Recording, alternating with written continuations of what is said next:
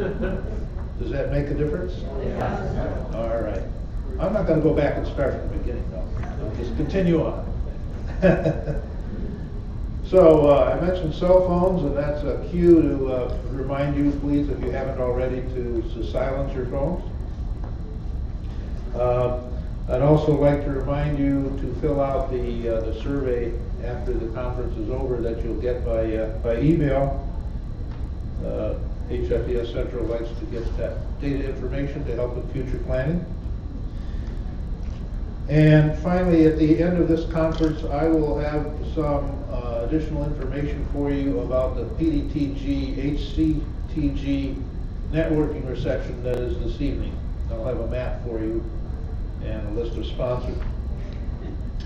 I am Stan Kaplan, and I'm very glad to be chairing this session. This is a pretty big room, and I see you're kind of dispersed out. If you'd like to come up front, it might be a little more congenial. Feel free to do that.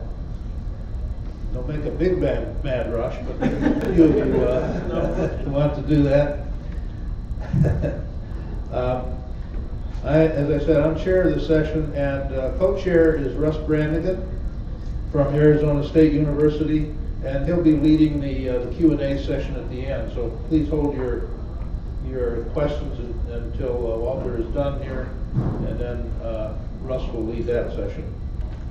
Also like to inform you that Adam Shames has been kind enough to video the session for us, and you can find it afterward on the PDTG website. So, for the past several years, we've had a guest speaker to kick off the PDTG program at the annual meeting. Someone who would get you to think out of the box and challenge you. We found a good one for that this year. Russ conspired with me to convince Walter Herbst to be our speaker today. Professor Herbst has a distinguished career as an industrial designer. Early in his career, he founded Herbst Lazar Bell, which became one of the largest independently owned product design and development firms in the country. Some of you may recognize that name if you've been following the User-Centered Design Award. They were a winner of the very first award back in 2002, I think it is. Yes, 2002, it says so right here. Professor Herbst, after transferring company ownership of Herbst Lazar Bell to the employees, became a partner in Herbst Product, which specializes in innovation and edgy design. He has over 85 patents in hardware, housewares, and medical products, and is a frequent writer in various journals. He is often invited to speak at national and international symposiums and events. In addition, he has been the recipient of numerous honors, including Design of the Decade. That's an award from the IDSA, the Industrial Design Society of America, for his work with Gillette in 2001. He was also cited as the Distinguished Alumni of the Year in 2012 by the University of Illinois School of Art and Design. Professor Herbst has a BFA in Industrial Design from the University of Illinois, and he has an MBA from Northwestern's Kellogg School of Management. Currently, he is pursuing his PhD from Coventry University in the UK. Doesn't stop learning, I guess. Right? Walter comes to us today from Northwestern University, where he directs the Master of Product Design and Development Management program. He is a clinical professor in the Mechanical Engineering Department of the McCormick School of Engineering and Applied Science. And he also has a courtesy appointment as clinical professor in the Kellogg School of Management. So he's all over the place at Northwestern, I think. I'm sure you're all interested in Professor Herbst's view of the product design process and the role of human factors in it. So we're going to find out the answer to our human factors product, the professionals needed for product development. You probably have an answer in mind already. We'll see if he's going to have the same answer to that. So Walter, let me give you the mic.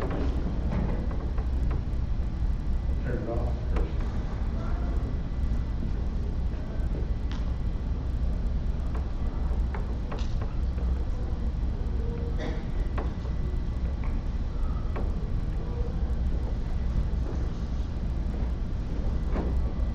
Thanks, Dan. Thank you. Actually, I expected more than that little chuckle when you said I'm pursuing a PhD, and everyone looked up and said, "You're doing what? At that point in your life?" Yeah, pursuing a PhD.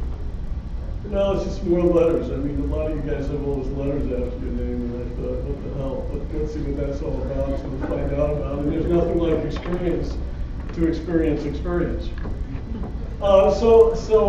Thanks, Dan. So Stan gave you the basic background here, and I run this program at Northwestern. It's a Master Product Design and Development Management program. And the truth is, it's designed for folks that sort of look like you, in that we attract professionals back to campus on a part-time basis for the reality that irrespective of their degrees, a number of whom have PhDs, they're in managerial positions and nobody's ever really trained them how to be a manager. So this came about from my own practice, where we were sending our folks to get management training, and normally we would send them to Kellogg, and normally they came out and they became bankers and finance people, and that was not working very well for folks like me. So we created this program so we could really hold on to them. And I'm a partner in this herbst product because one of the things we do at Northwestern is all of us, irrespective of what arena we're playing in, have to spend a minimum of 20% of our time in the field. So herbst product is a very, very edgy firm out of Silicon Valley. And fortunately for me, the heavy lifting is done by an incredible young designer named Scott Herbst, which is one hell of a coincidence, but it is. And so I'm thrilled to be a part of it. So our human factors professionals needed for product development, and all of you guys are saying, well, yeah, what the hell is that talk going to be about? So yes, but not all the time. And understand, folks, this is from my brain as an industrial designer, and this is how I and I think many of my colleagues see the world. Yeah, but no, but sometimes maybe. And we really, truly see it that way. And so we're going to talk about that. Why the disparity? Why can't we absolutely be cheerleaders? Well, we'll talk about it. So in the last issue of Perspective magazine, Mike Wicklund and Steve Wilcox wrote this article on the benefits of applying human factors engineering. I'm sure a lot of you folks have read it. And it was all about the regulation as it relates to HE 75.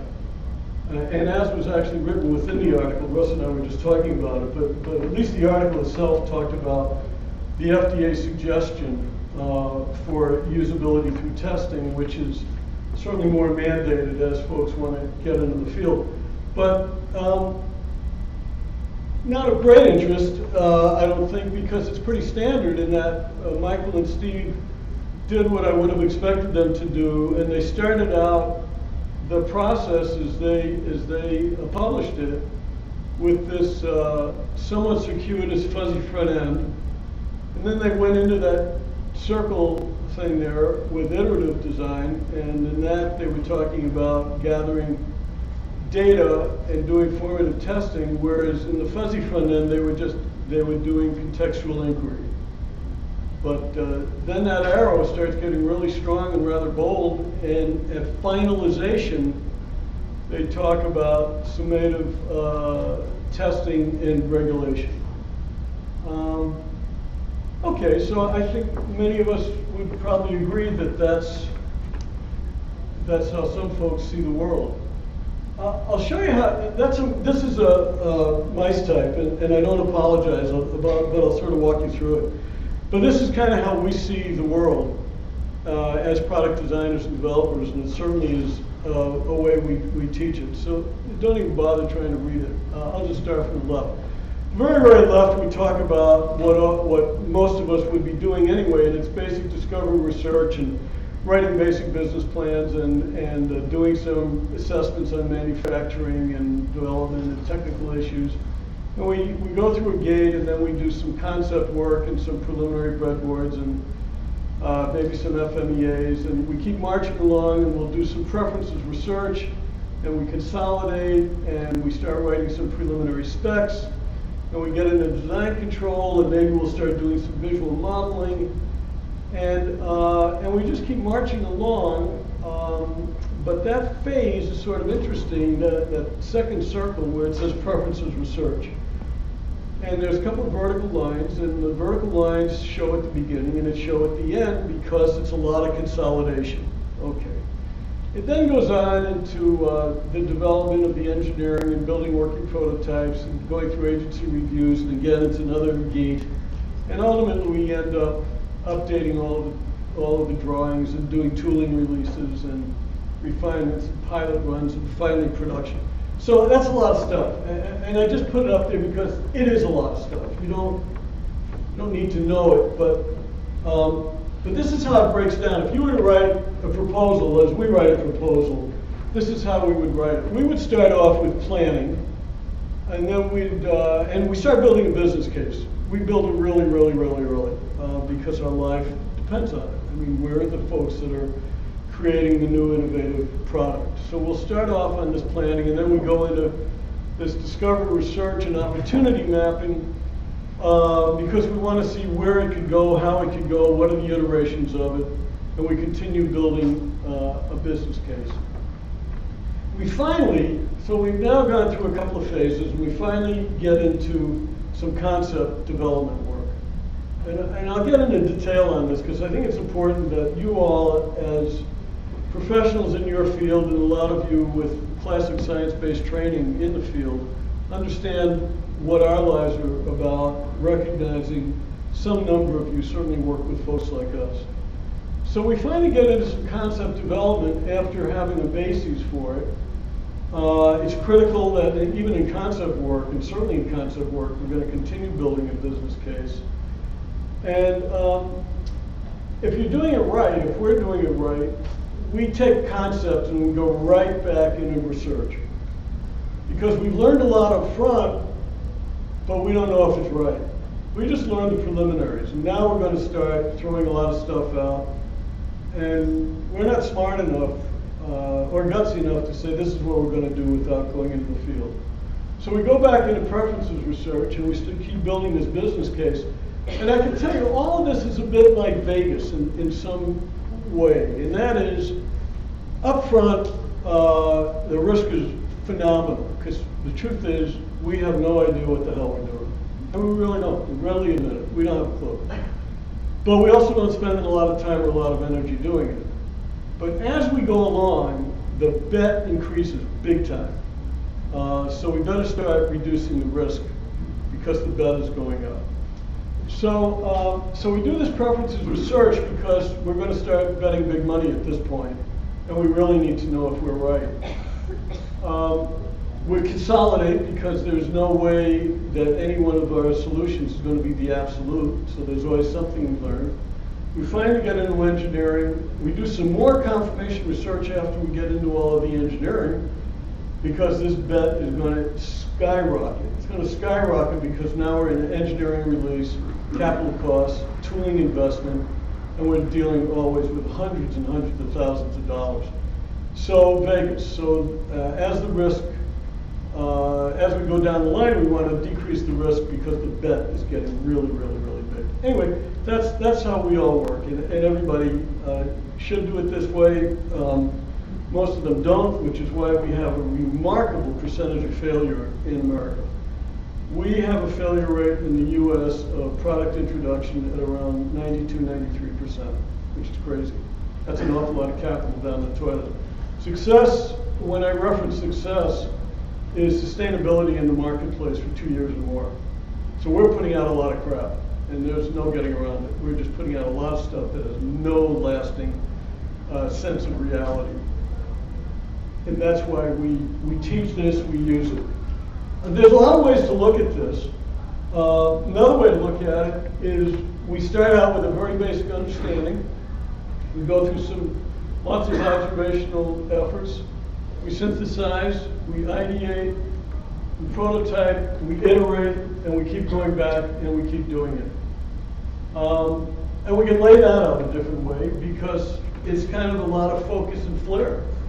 Start out broad with some understanding, bring it back, synthesize, go back out again. And you folks have seen this sort of stuff. And in fact, if we compare it to what was written earlier, we could change the verbiage, and some of the stuff would start looking the same. Okay?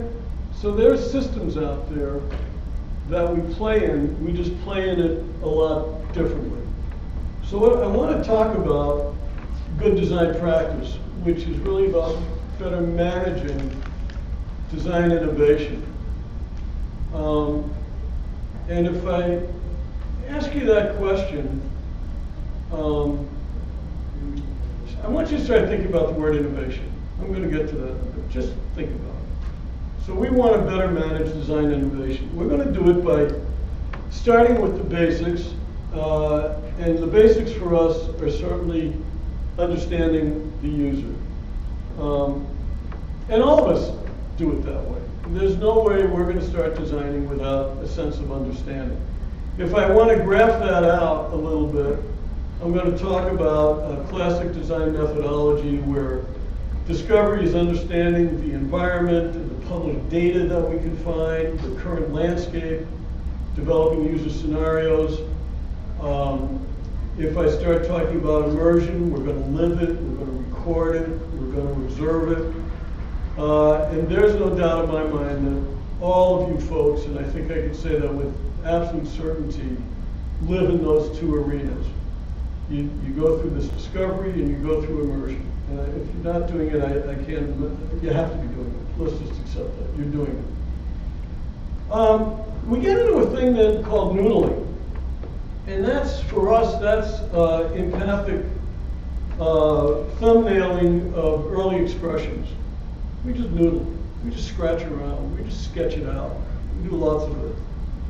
And then we start checking through some research and refinement with some more sketching and perhaps some rendering at that point. And then finally we get through this thing called realizing and engineering and building visual models.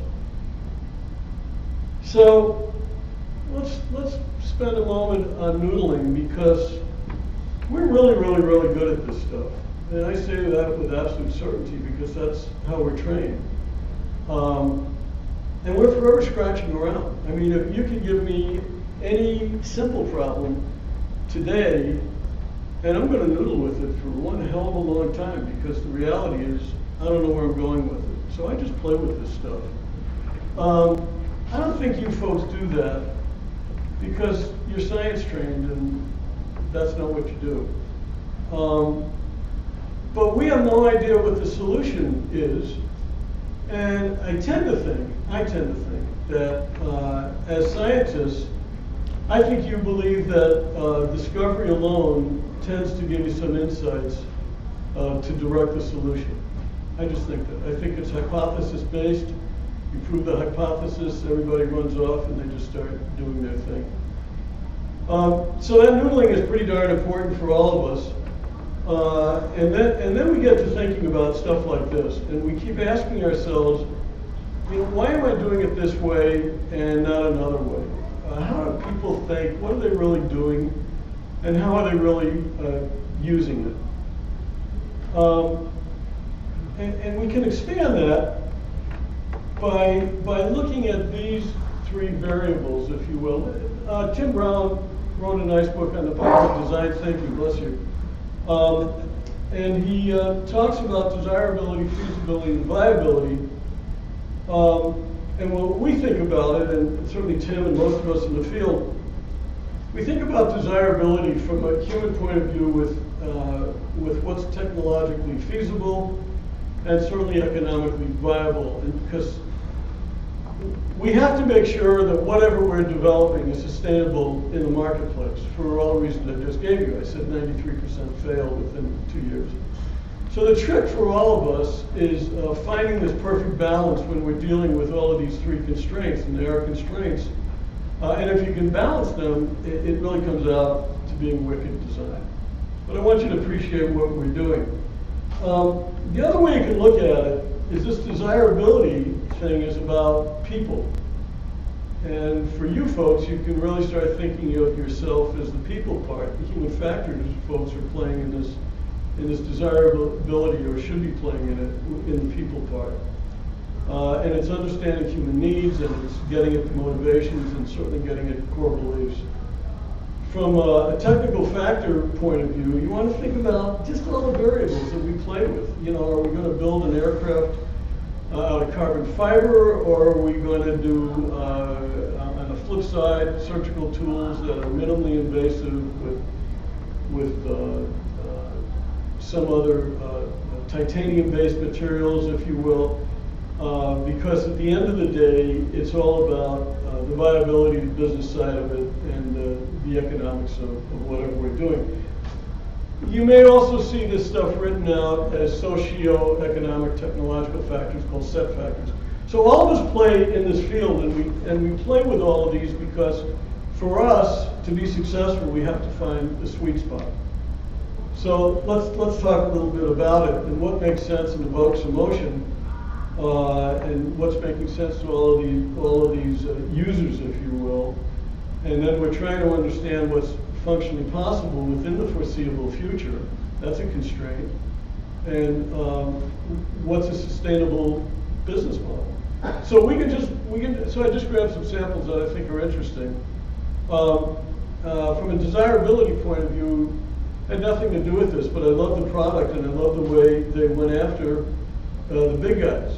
So this is Method, and a lot of you are familiar with Method and talk about desirability. So here they're going after the giant of giants, P&G, and they're doing it with a well-designed model of a concentrate that's really super, super safe and environmentally very, very friendly. But that's desirability. We're no longer just cleaning clothes. There's a desirability to the consumption of this thing. And then they expand their line, and the truth is they just keep going after the big guys, product after product. Taking another desirability that I happen to have been a part of the design on this, we were looking at just how do parents, moms in particular, clip the fingernails of their teeny tiny little infants.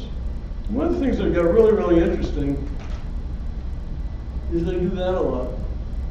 Did you do that? Did you do that? Well, we found people do that. Because if you use that hunk of steel on the top, you might cut the damn fingertip off. And all you want to do is clip the nail. And so when people are doing that to a teeny tiny little infant, it says there's some desirability that needs to be met that isn't being met. And maybe you do it by having a really lovely little grippable device, and you throw in a magnifier on top of it to make sure we're doing it really right. But it's that sort of stuff that gives you desirability, and then you can just extend the line once you have insight into the personas of these people and the emotional aspects of them. And when you start putting it all together, you really get this experiential component of it. And the trick is, obviously, for us, we have to find this absolute balance using these three constraints. And what's likely to become part of a sustainable business model is just that. If we can balance it all and balance it within the foreseeable future, because we're also looking at the feasibility of it. So what's making sense to people and for people, and can we get a harmonious balance? And of course, the folks on the left do it inordinately well. Apple, Google, the Wii, Harley method. We really do it well. Okay, so we go back to this, where it's iterative, and then we recognize what this pathway is. And it's not a straight line, not for us, not for the way we think. Industrial designers in particular are very, very, very right-brain thinking, to the degree that the buzz now is we're design thinkers. I don't know who came up with it, but it's something that we really never thought about as designers, but we recognize this is how we solve problems. It's non-linear, it's iterative, it's totally explorative, and we find things along the way, because that's who we are and that's what we do. And that's a perfect environment for industrial designers, because for some weird reason, we seem to enjoy chaos. I can't tell you why, but we seem to enjoy chaos and then resolving our way through that. So chaotic starts, that's just fine. But then you look at one of the giants, Steve Jobs, in one of the first 1987, the Worldwide Developers Conference. That was his big talking point. We've got to start with the customer experience and then work back towards technology. And from my point of view, and let's not forget about design, but when we talk about design, we talk about the big D of design versus the small aesthetic D of design.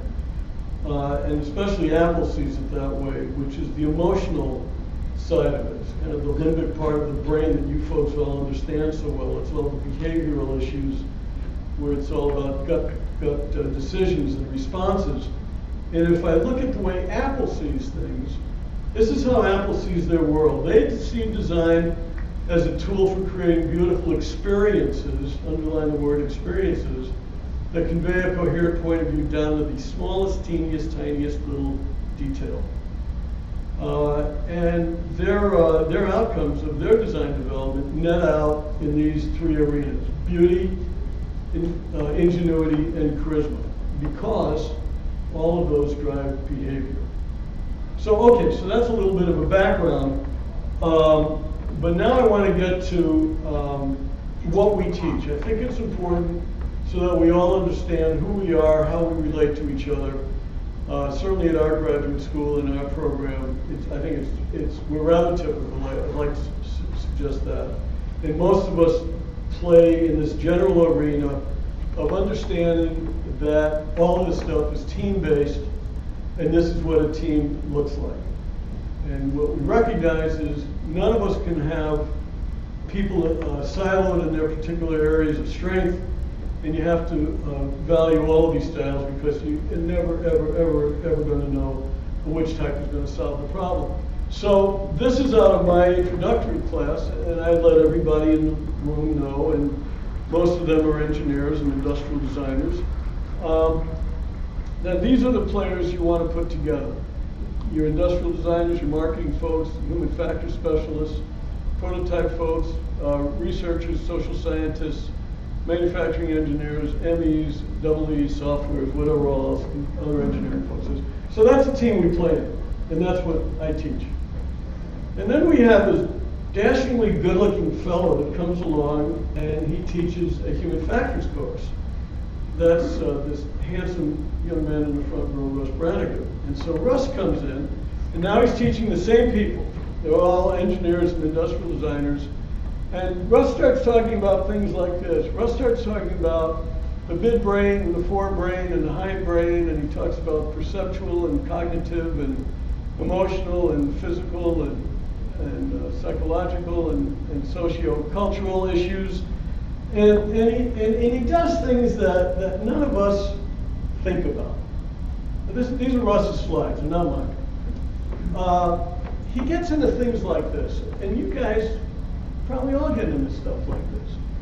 He talks to us about things like light waves and how hues are determined by wavelengths and brightness is determined by amplitude. I mean, I'm a goddamn designer. I mean, I have magic markers and I have a computer and I just pick colors and I don't know this stuff. and I readily admit to it. And then he goes all the way through this, and he talks about how the pupil dilates and constricts, and lenses and retinas, and I love when he gets so emotional about photoreceptors.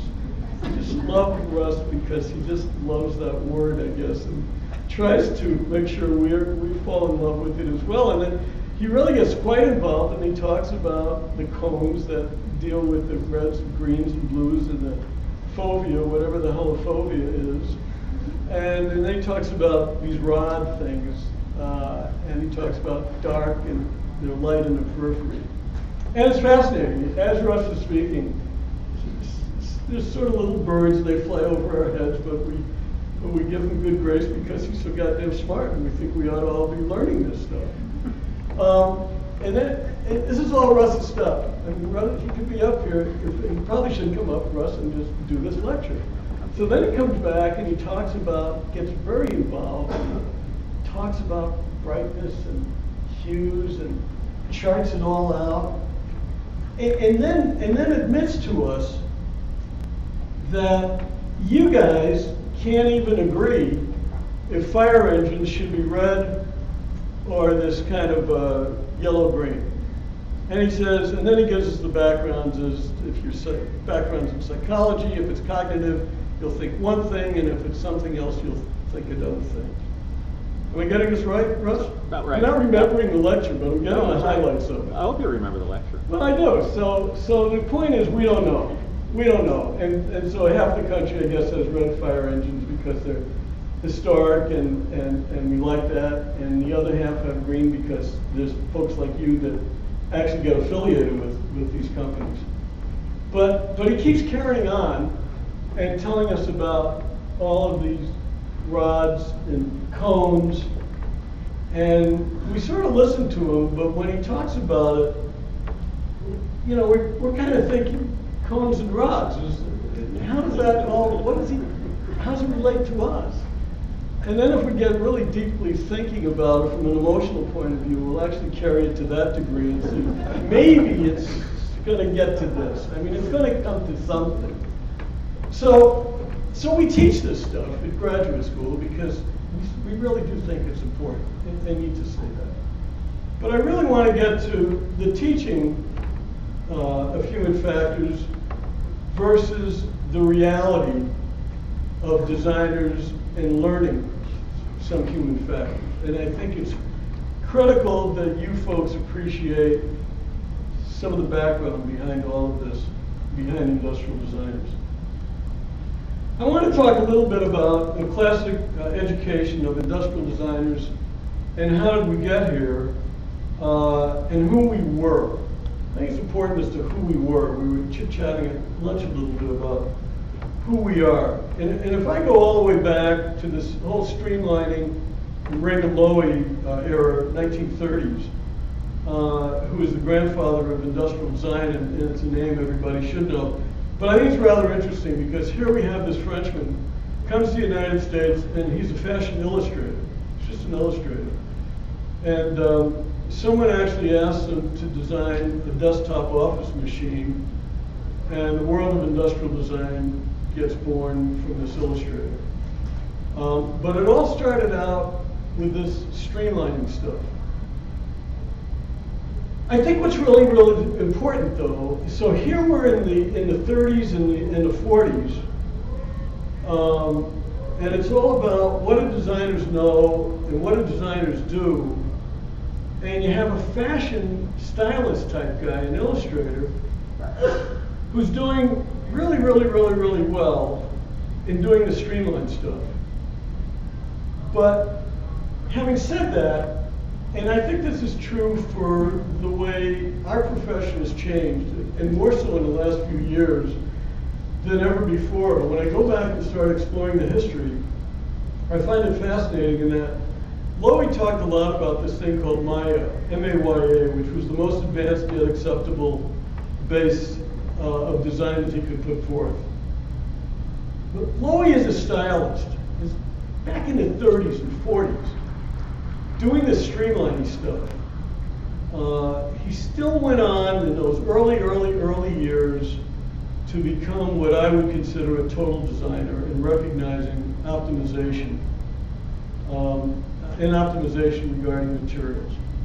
I mean, one of the reasons that, well, the reason I will say is that why refrigerators look like refrigerators, as opposed to some really dopey, in those early days of just very square, welded together steel boxes, is because Raymond Loewy got himself involved in manufacturing. And he discovered things like drawn parts and formed parts, and came out with a cold spot, very soft, beautifully formed refrigerator, and came out with that beautiful locomotive because he recognized if he studied manufacturing, he could actually roll steel to give these beautiful forms rather than having a bunch of small little steel plates all riveted together.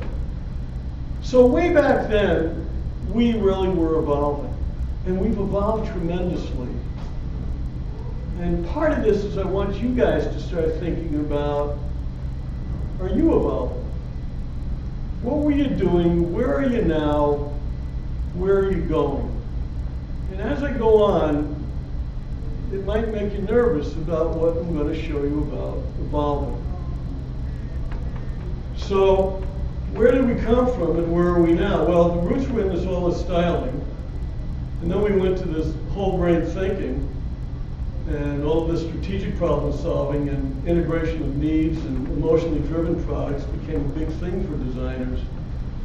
And we were actually starting to get trained in strategy, in engineering, believe it or not, and in research.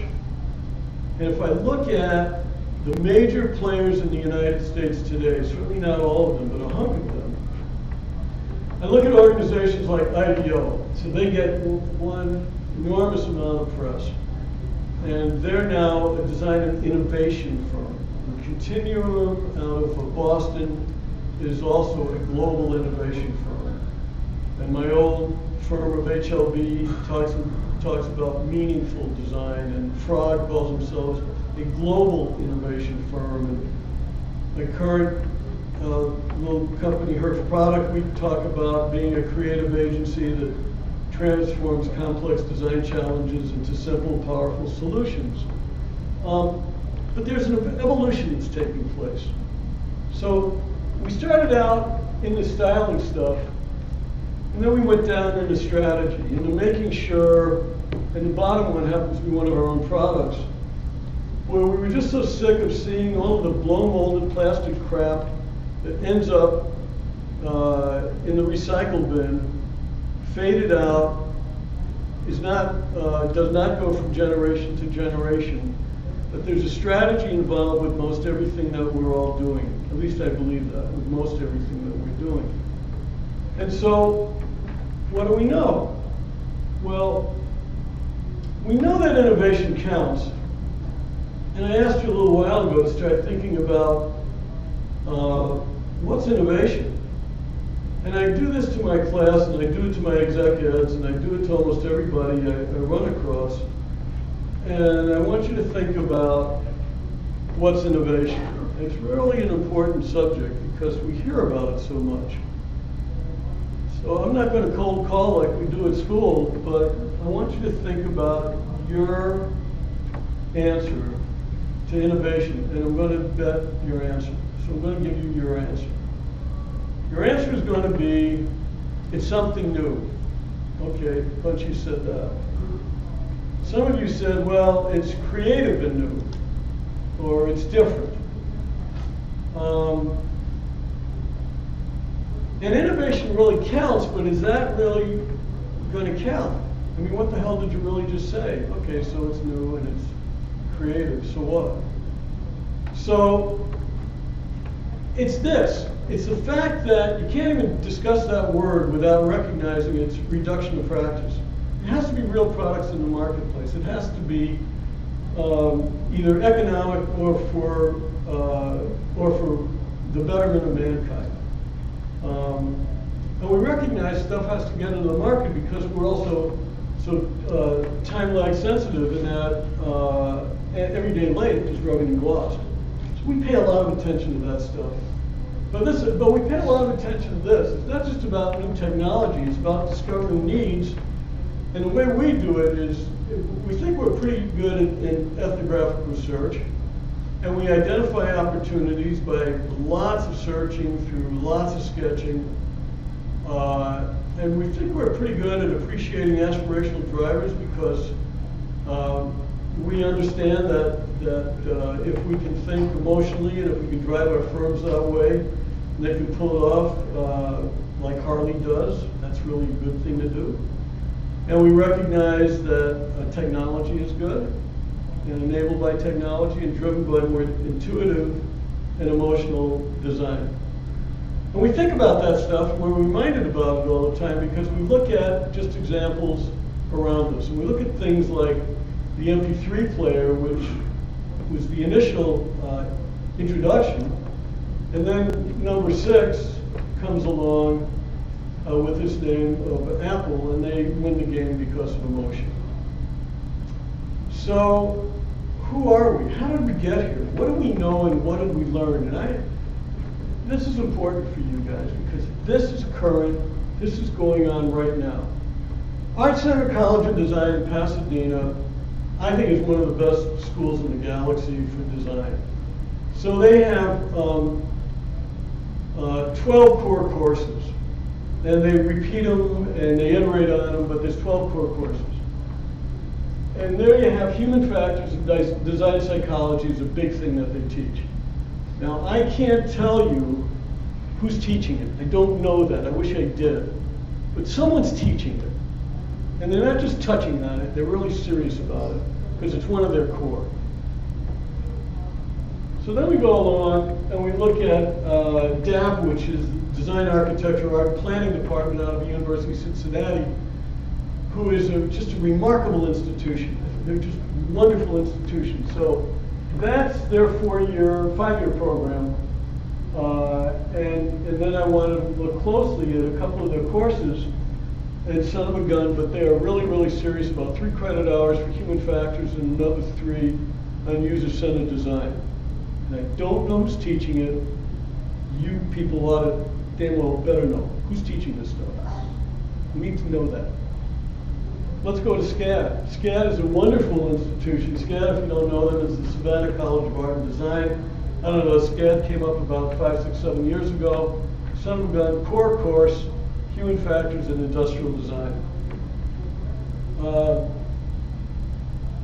And then in Russ's home state, ASU, term 1, Intro to Psychology, term 5, Human Factors in Design. So we're learning this stuff. I mean, I don't want to put the profession down, but in all honesty, you know, we're just a bunch of damn designers sketching around and noodling around, and yet this is the coursework that people are making damn well sure we're getting. More in recent times than in historic times. And then we start reading ads like this from Mercedes because they make a big point out of who the left brain is. I am a scientist. I am an engineer. I am a mathematician. I categorize. I am linear. They talk about right brain and I'm creative. I'm a free spirit. I am passionate. That's one hell of a piece. Russ tends to make sure I understand the brain really is not split exactly like that, and we don't have these colors flowing out of him. But I don't really believe him, but that's what he says, and he's a scientist, so what the hell, I go along with it. And then in our own school, we have these posters now all over the place, where we're trying to delineate for a different reason. We're delineating because what we're saying is, it's all about whole brain. So remember, I'm in the College of Engineering, and I don't want these 460 kids coming in every year to be a bunch of left-brainers, and to make sure they're not. Every single one of them, for 2 out of their 3 quarters, has to take a course that we call design thinking. These are really smart kids, and these really smart kids are absolutely convinced there's only one solution, because they've been told that all of their lives. I mean, think about what you did to your kids. You all do it. color between the lines. Why don't they do that? Why don't they understand to give me the answer that I want because I'm the teacher? There's only one right answer. And we take these 18-year-old kids and we say, the hell there is not. And I was giving some of the guys at lunch a little example where we'll take small little classes of 16 kids, break them into teams of 4, to make sure they understand the reality that there's no one answer. Typical project that I would get. We work with Rehab Institute because they're part of Northwestern. It wouldn't be unusual that I'll get a project very similar to this. We have a stroke survivor at rehab. Primary part of her body, right part was damaged. She's right-handed. She wants to braid her hair. Having kids figure out how to do it with her left hand. What I promise my kids, and it never, ever, ever fails, is all 4 teams of 4 kids each are going to come up with 4 different solutions because there's no right answer. That's what they need to learn. So we do this to let them know it's all about whole brain thinking. So we have these you folks, you human factor folks, and the industrial designers, and we look at really who we all are, and one side is clearly the process-based side, which is analytical and logical and factual, and we have the right-hand side, which is all possibility-based. So it's experimental, it's empathic, it's intuitive. Those are dramatically opposing words. And we have Russ teaching this stuff, and on the other side, we're teaching these other things. And granted, there's some overlap, but on this process analytical, logical, and factual side versus this possibility side, we love the fact that we play experimentally. Okay, so here I am at age 7. And I'm learning to cut things out, and I'm learning to glue things together, and I'm not quite yet earning any money as an industrial designer. God damn it, I'm trying. And then people because of those dopey little skills, we actually grow up and we start doing this stuff. And we start cutting out cardboard when we get a project, and we cut some more, and we cut some more, and we mess around with it, and we keep cutting, and we keep messing, and we keep fooling, because remember what I said, we don't know what the hell we're doing, and we readily admit it. And so until we can cut an awful lot of these guys out, and try them, and test them, and play with them, and put them in the hands of those that are going to actually use them, we don't know what the answer is. Why? Because we're right-brainers. We're not science-based. We don't know. So we just keep doing this stuff. We do a lot of it. And then here's my sister. And she learned how to color, but she also learned how to do cutouts. So then kids like her grow up and they start noodling, and they start sketching, and then they start cutting things out, and they do some more sketching, and they do some more messing about. And then when they get a little stuck, it's sort of interesting to me in that we have all of these references, including Dreyfus, where we can look up things. Fingers are not large muscles. Fingers exert more force with the flexion. We can look this stuff up, and we do. And we just keep messing about and fooling about and sketching about and mocking them up. And man, we do a lot of this stuff. And frankly, it doesn't stop. So for those of you that have worked with industrial designers, you're probably used to the fact that we don't know. So we just keep doing all of this noodling because we have no idea what the answer really is. The other thing we learn as kids is it's sort of fun to take pictures. And we remembered that as we grew up because we occasionally get projects like this. Here's a classic project that should have gone to Booz Allen or Boston Consulting or any of the firms.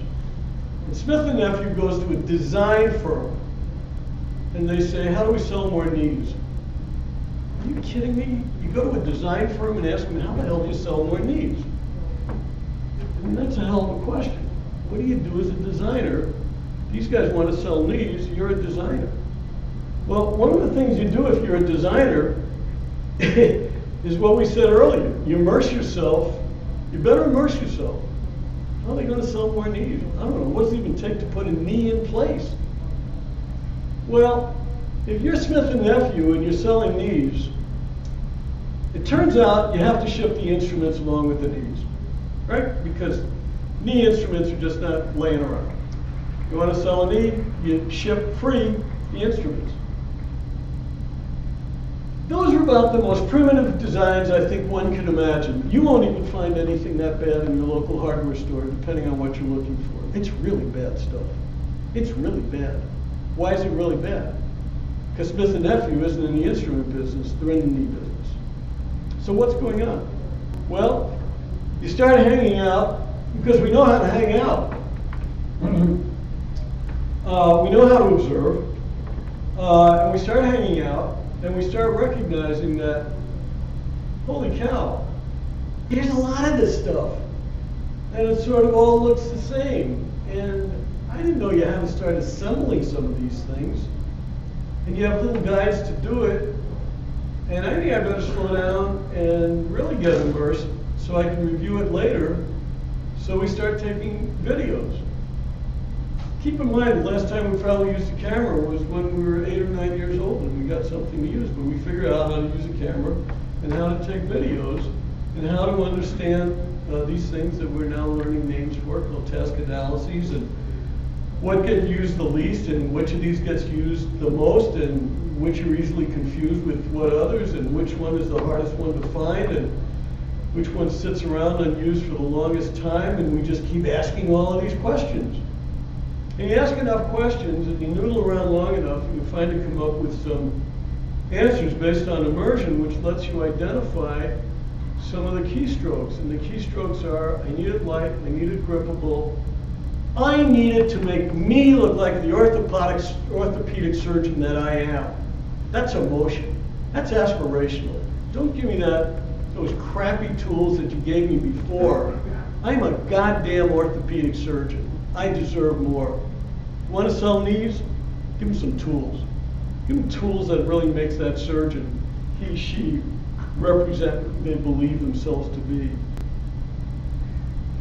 So another thing we all learned as kids, we all learned how to build blocks and put things together. And it serves us well because we are forever taking things apart and putting them together and trying to understand what we call component architecture. Why do things go together the way they do? What gives us the ergonomics? And then we get right back into noodling. We don't stop. Why? We don't know the answer. So we're going to keep doing it. And we'll keep doing it, and we'll keep doing it, and we'll keep doing it, and we'll keep doing it until we start liking some stuff that we work it up a little better. It's noodling, but now it's noodling on a computer. And we can take this noodling on a computer stuff and ultimately take it so that we can start carving out and building some foam models and testing those things out. So the process stays the same. We all do the same thing. The other thing we do really well is we learn as kids to be great observers, and all kids learn it. And it served us really well, so here's a little personal story on a project that is fairly recent, in that we had a client say to us, what do we do with this piece of danger? I mean, anyone that's ever used one of these guys still has cuts on themselves, I'll guarantee you. I mean, if they did slice part of their finger off, they sure poked themselves when they threw it in their pocket, because everybody does. So what do you do with that? Well, when you observe long enough, you recognize, A, they're all the same, they're all used the same. One of the things designers think about a lot is what are you not doing? What's the white space? Where does it fit? Where does it fall? And how to use these tools. And when you're cutting boxes, some of these boxes actually have staples in them. Man, that hurts the knuckles when you're cutting a box and son of a gun, but there's staples in them. So we noodle. And all of his noodling then takes us to an identifying feature where we don't mind running over staples because we're fully protected. And maybe instead of these stainless steel blades, why aren't we using ceramic blades?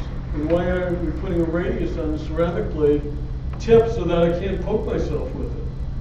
So that's how we think about stuff. We render it up and we model it up. And in this case, we find a prototype and go to tooling and build it and sell it, and then just start extending the line with more noodling and figuring out what other devices can we make out of it until we finally build a line. And one of the things we like to think about is, as designers, it shouldn't be in your face. It shouldn't be arrogant. And in a perfect world, and it worked for us, you can buy this in Home Depot and you can buy it at the Museum of Modern Art retail store. So we have these two opposites, if you will, the analytical, the logical, and the possibility-based experimental, and it's okay to start playing on both of these. But here's what scares us. This really scares us. This is what we don't know.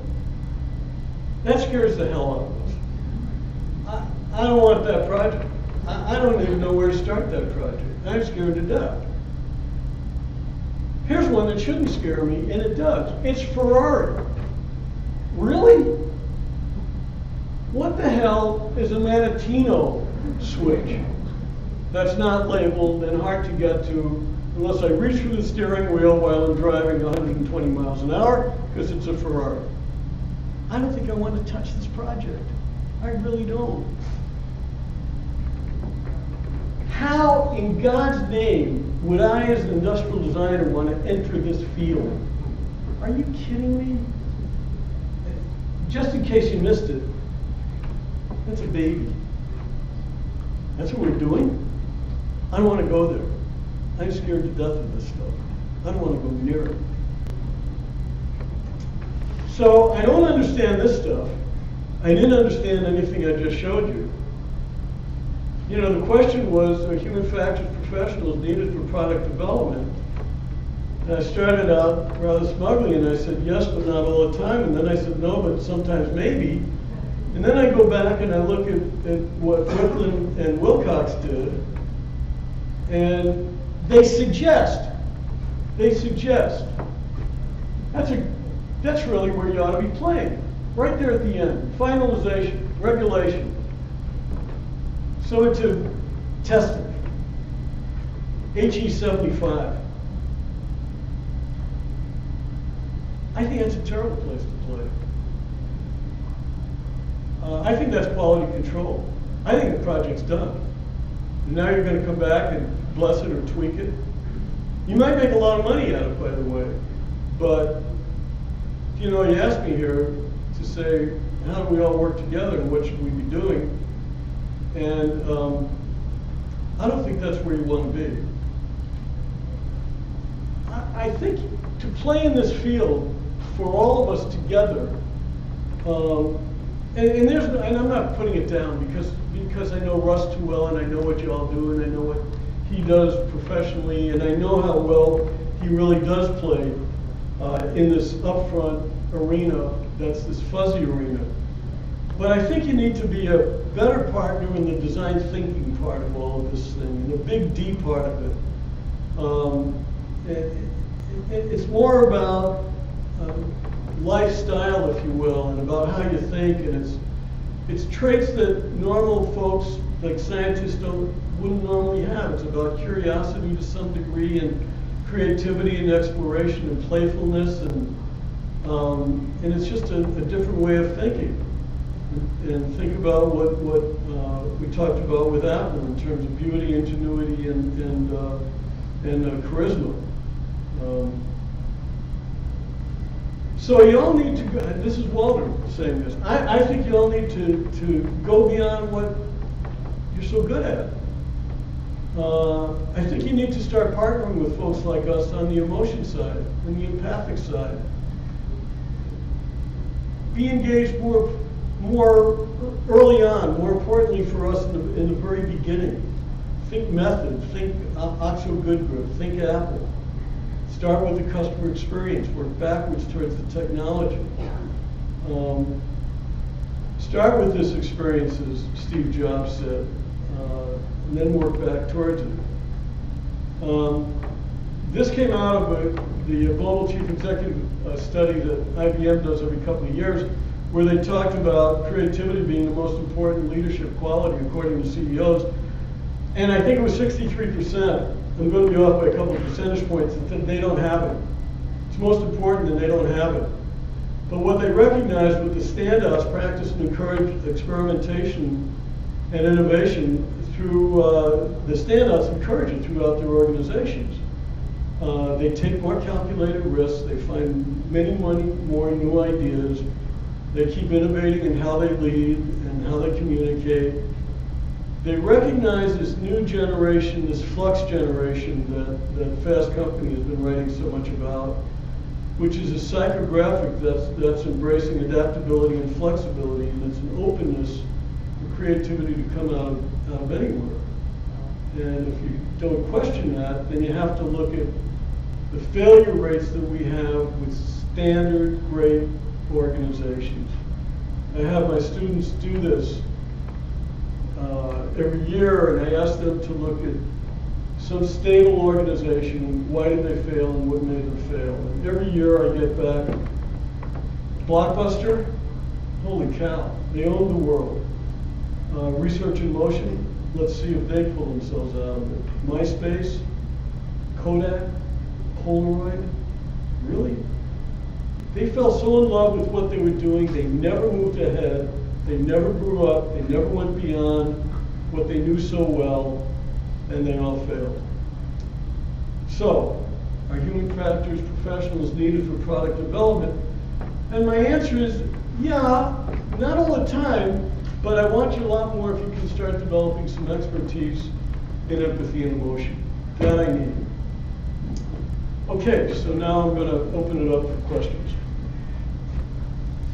So I think Sam designated me to sort of facilitate questions. So, who's got questions? Hi, I'm Mike Kelly. I have a BS in Human Factors and Ergonomics. I spent the last 2 years contracting in the furniture industry. I found that the most fascinating conversations that I had, especially around product development, were when we had the designer, the lead engineer, and the researcher in the room, guided by the business development pro, whoever is the product manager on the product. I was wondering, because this is such a great time for learning and for discussing trade-offs, what advice you have on facilitating those discussions. I know designers often feel sort of stepped on by researchers or limited by engineers. So that's a great question. Everybody heard the question. So, yes? Do I need to repeat it? Okay. How do we facilitate that and how do we make it happen better? So my first guess is you were not at Steelcase. No. And the reason I know you were not at Steelcase, because if you were at Steelcase, all of those players would have taken their basic cabinet of tools, if you will, files, whatever, gone into the new project room and lived there until our project was completed. Marketing, human factors, industrial design, operations, they all do that because they all believe in this team thing. I will also tell you, you were not at Howard Miller or Herman Miller. I was. Really? Okay, so if you go back 15 years at Herman Miller to maybe it's longer when Dupree was at the very, very top of it.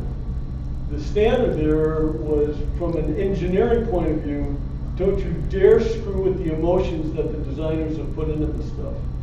So hopefully, maybe that's still carried over. But what we're trying to teach, and what we certainly believe as professionals, is this is not a solo game. This is a team sport. And if we're not playing in it, we're going to get clobbered, especially by the operations folks. They'll beat us up more than anyone. So how do you do it right? The answer is a champion that understands it all and team players that are willing to be team players. I will tell you, as a designer, we cannot stand living in an abyss. We hate it. It does not work for us one bit. We hate it. So, I don't know if that answers it. But it sounds like you've had some luck, but you've also had some discouragement with the engineers taking over, which surprises me in that company. It's new. Sorry to hear it. Other questions?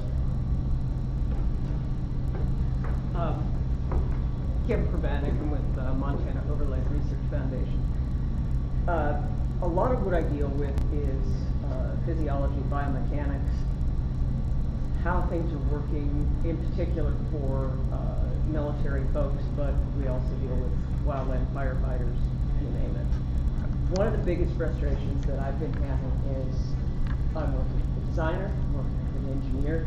These people get why it's important to understand how their product is going to be applied, how people are going to use it, what those people want. And in this particular case, it's something that those people are going to trust their lives to, and they want to be able to trust it and forget it, and be able to think about their job.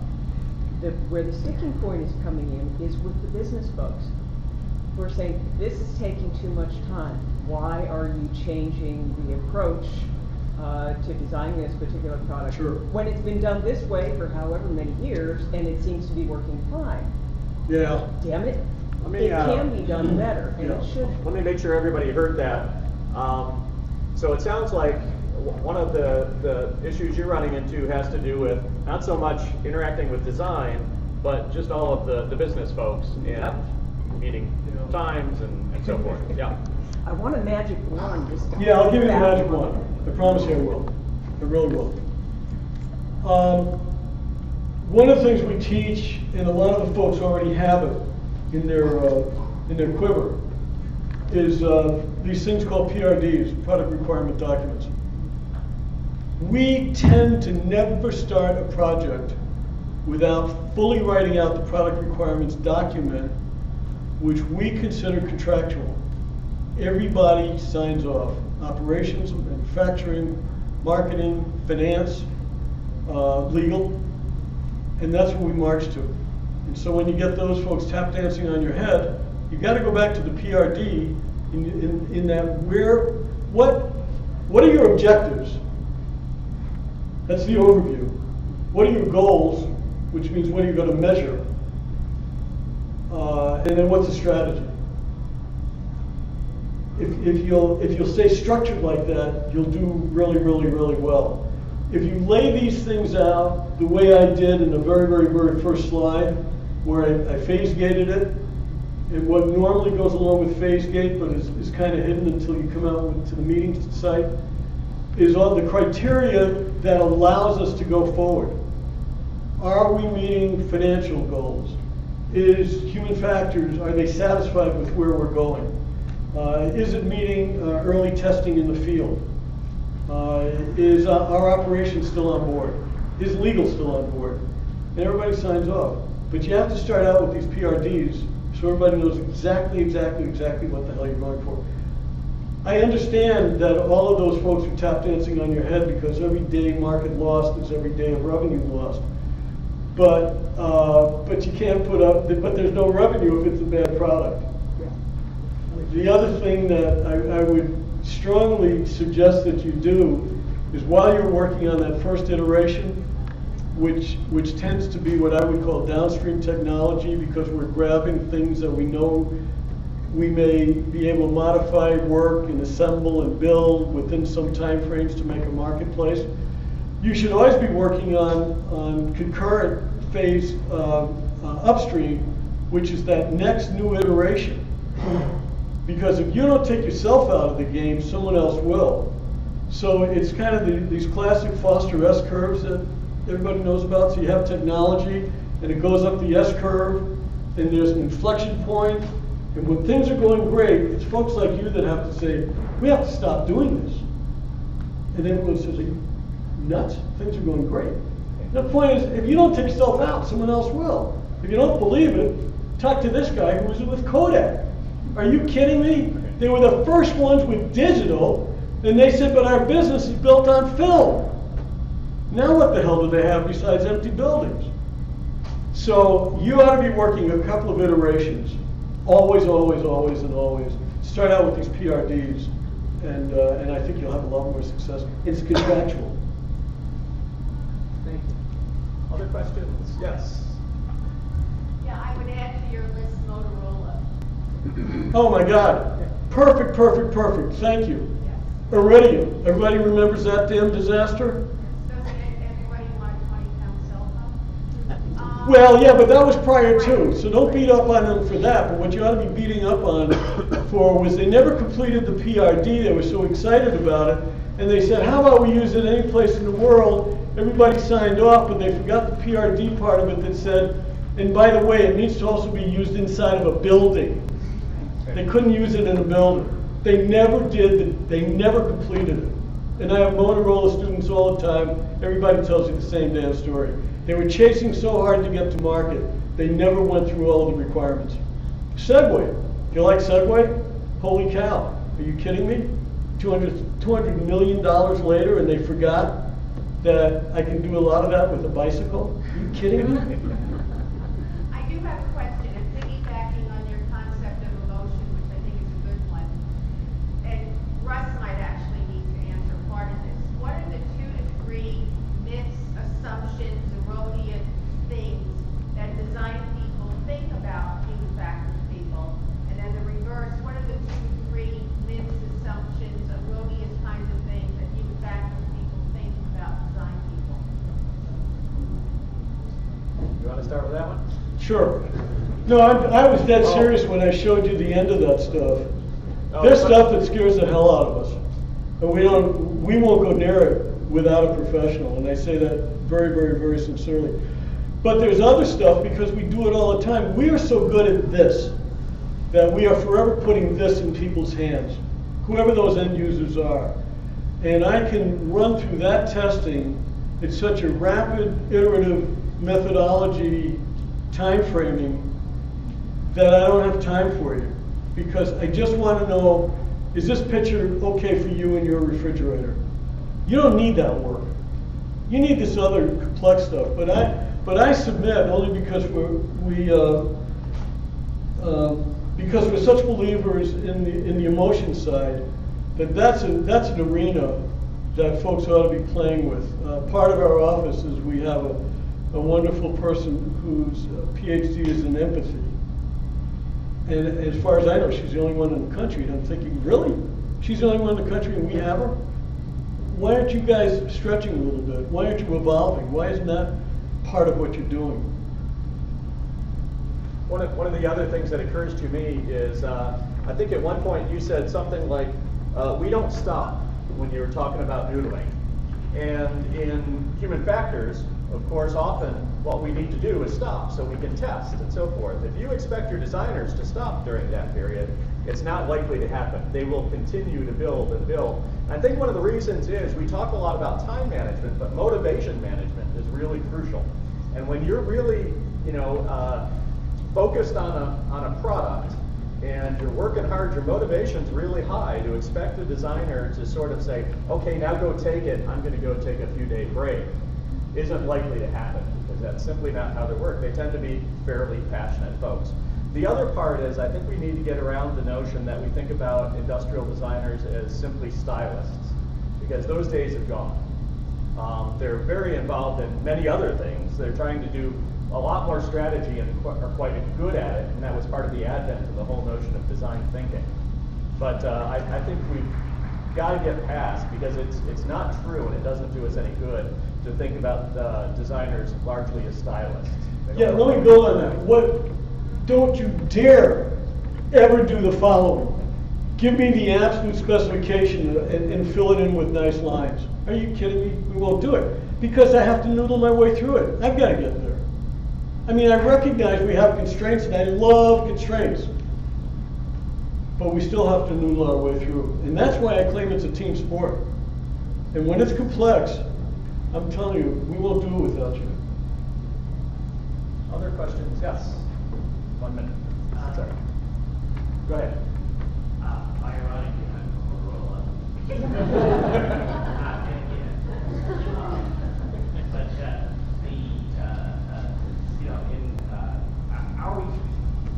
group is called Design. We're within the design group. So we're a very small team. Like that. So philosophically and for practically, designers, whether they're interaction designers, digital side or industrial designers, go out and they're paired with us, students, note takers. We have a training program that how to proper interview techniques. Yeah. Utilizing extra comments we have in the comments. So I asked them, okay, you're going to have to try on an employee. You need to take this measurement this way, that way, and then go. So industrial designers do a lot. And conversely, then we get to be involved with users in the design process as well. Yeah. So, the new product we release today is based on that level of working together. So let me just build on that, if you don't mind. And being from Motorola, I'm not here to beat on you, but it's sort of fun to. But I'll give you some applause that you well deserve. Because until you guys did, I'm going to blow it. Was it StarTech, where you guys, whoever the you guys were, I don't know who the you guys were. You guys decided that a cell phone, you guys, had to be a certain dimension because women's hands were too small to deal with anything else. And then you guys went off, did your own little thing, exploded the world and said, the hell with all of that. We will make it wider, we will make it flatter, we will make it this, we will make it that. And you stole the world from everybody else because those designers were unwilling to accept that as an absolute constraint. You're thinking of Razor. The Razor. Yeah. R-A-Z-R, right, when you all did that. So I really take my hat off, and I hope that was a team event where the human factors folks worked with the design group, but it was brilliant that you played it off. It was, yeah. I guess I have another piggyback onto the emotion concept. So I really liked how you broke it down to understand, observe, synthesize, and then ideate, and kind of did a little circle there at the end. So I'm going to kind of explain a situation of it. We've done a very large ethnographic study on a role and a need that needs to happen, and then I'm coming in later to assess if we have provided the product in the right way to meet the need while still maintaining the business. How would you recommend I still maintain the ability to keep emotion in mind, even though my job is very human factors oriented? Obviously, my training is not as much emotion oriented, but you're prompting us. Well, because consumption is all emotion. I mean, you can't argue that. Whatever the hell you're buying, I don't care what it is. I don't care if it's a spatula or a car. Don't you dare tell me you're doing it based on Consumers Report. And you may buy the damn magazine, but you're not consuming that way. It's emotional. So, of course you can test that stuff. Now, some of the emotional impact that may come about is, but the grip sucks. I love the color. All right, adjust it. But you're never going to get away from emotion and think that you're going to win on any of the other issues divided out from that complexity. You've got to play with emotion because your end user will. You don't have to ask the end user, what do you like? It's emotion. Our job is to make damn well sure it's working right. But the emotional impact, the consumption, can't get away from it. I think we have time for about 2 more questions. Who has questions? Maybe we don't. So, oh, yes. Well, Jay Elbridge from Emerson. So random motion is something we should play together. Are there other things from your perspective that human factor people do and industrial designers do that are similar or bring them closer together so they play together? What are some of those? I think they do play together, but I think the caution I have for all of you is these industrial designer types are getting pretty savvy and going out and understanding how users respond to current environments and how they fit in those environments and what should be done and what shouldn't be done, and especially with today's tools. Holy cow, there isn't any one of us that works in this field that doesn't work in a solid modeling database of creativity where literally within hours and certainly within a couple of days, we've got the stuff in our hands. So we're forever putting it back in other people's hands. I think the place to play is, as I'm suggesting, complexity. Medical, diagnostic, complexity, and emotion. And we're pretty good at on the emotion side, but I want support on that stuff. Any other questions? One more. Leslie. Yeah, I guess as a follow-up, so I work in a department that's both human factors and industrial design. We're in the same department. What is it about that flux environment that you're looking for the human factors to be guided on? What is it that you feel, so as human factors, perhaps we're lacking in the emotional part. What is it that you're lacking in that you need the human factors to help with that complexity? So let me make sure everybody heard that. Yeah. It sounds like everybody lacks in something, right? Right. So we've ascertained that, let me make sure I get this, that human factors folks probably lack in something. What is it that ID folks tend to lack in? That human factors can Yeah. bring to bear. That can be Some helpful. of it is cultural.